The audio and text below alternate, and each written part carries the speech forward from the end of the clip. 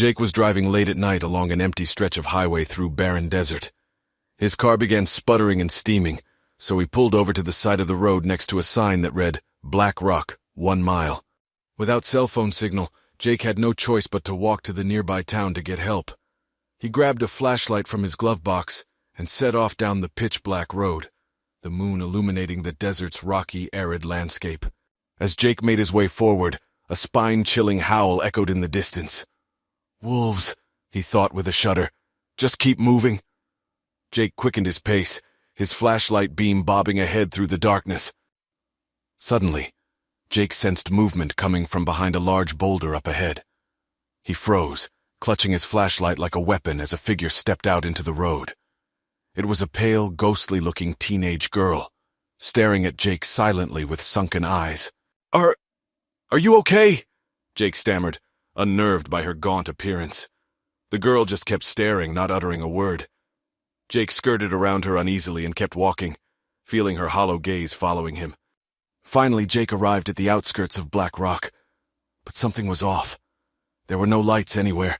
Not a single street lamp lit the cracked, dusty roads lined with dilapidated buildings. Where was everyone? As Jake wandered deeper into the ghost town, he came upon a cemetery. Hundreds of weathered headstones dotted the landscape, dates indicating untimely deaths decades ago. Jake's blood ran cold. What had happened here? Jake's thoughts were interrupted by shuffling footsteps approaching from the behind a crumbling mausoleum. He whirled around to see corpses clawing their way out of graves, flesh hanging off yellowed bone. They lurched toward Jake, arms outstretched hungrily. Jake turned and fled, but more corpses were emerging all around, penning him in. They moved unnaturally fast, quickly surrounding him.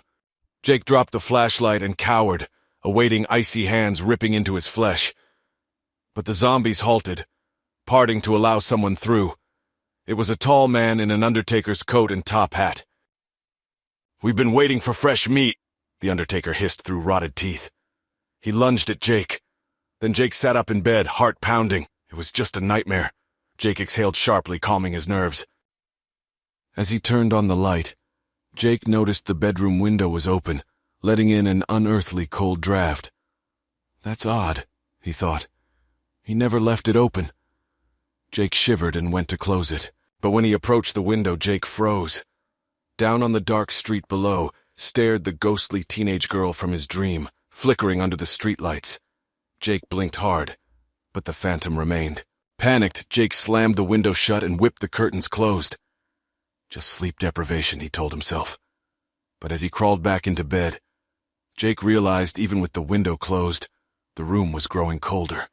Ice crystals crept across the walls, and Jake's breath came out in icy plumes. The temperature plunge quickened until Jake could barely move, violently shivering under his blanket cocoon. Over the chattering of his teeth, Jake heard the undertaker's voice, distant but clear. "It seems you didn't wake up after all. Your nightmare has only just begun." Jake's mind reeled in horror. He wasn't dreaming now.